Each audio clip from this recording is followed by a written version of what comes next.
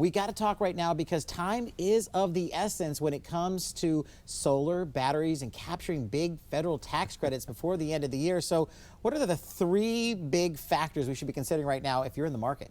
Yeah, Brian, we were talking off camera. The big three we're talking about when you're looking at any solar company right now, we just want to let everyone know with these expiring tax credits, the first thing you want to look out for with any solar company is, are they guaranteeing you installation this year? You have to have the solar and or battery system installed this calendar year to get that full federal tax credit. So that's number one.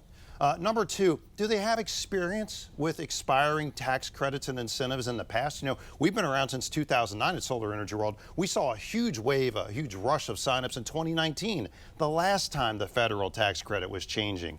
So again, that's important experience to have to know how to get you installed this year, get all your equipment allocated, all your permits in. And then the last thing, number three, look, we all hope for the best for the solar industry in 2026, despite the slashing to some of the solar incentives across the industry. But you have to ask the question, do you believe this company is still going to be here in 2026 and beyond, long after the tax credit is gone? You know, we have more than 25,000 installations across 6 states plus DC.